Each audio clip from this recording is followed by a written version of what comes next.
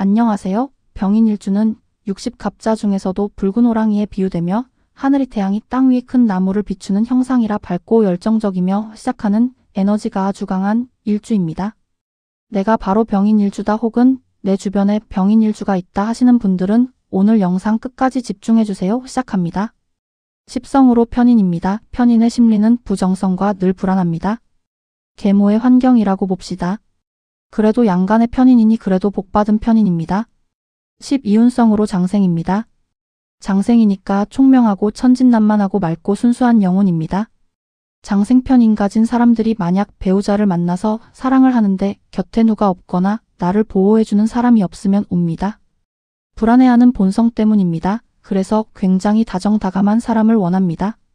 누군가 배신하고 가면 죽을 것 같이 힘들고 미쳐버려 넛을 놓기도 합니다. 어린애처럼 유치한 별 상상을 다 합니다.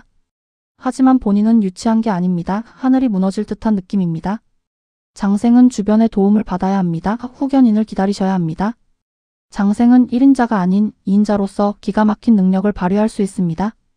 그러니 사업을 하더라도 빽이 있는 사업, 체인점이라든지 누군가 나를 돌봐주는 사업을 해야 합니다. 무에서 유를 창조하는 사업하면 안 됩니다. 그러다 망할 시 사유축생 입장에서 이는 겁살이니 이럴 때 노름합니다. 장생인이 놀고 먹으려 하는 기질 있고 다정다감하게 다른 사람한테도 잘합니다.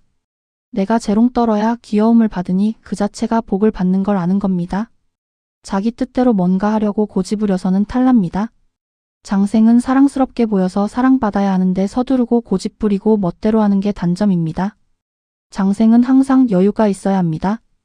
여유가 없다면 운이 안 좋은 겁니다. 일간신살로는 지살입니다. 지살의 의미는 광고 선정 같은 겁니다. 주로 정신적인 일이죠. 어른짓 못합니다. 마음이 빨빨거리고 돌아다니니 오만 호기심에 성급합니다. 잘난 척하고 마음만 급해서는 될 게 아닌데 말이죠. 목화는 교회인자입니다. 병인일주들이 교회 가면 빨빨거리면서 전도하러 돌아다닙니다. 연지기준 신살입니다. 해묘미생들은 망신살이죠. 배우자궁에 망신살이 걸려있으니 나이 차이가 많이 난다거나 망신적인 인자를 가진 배우자입니다. 인호술생은 지살입니다.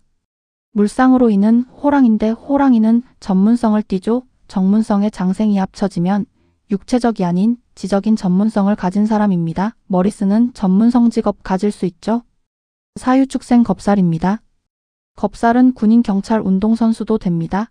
여자 지지의 인인인 이렇게 있는 사람 호랑이처럼 뛰어다니며 무용하는 사람 있습니다.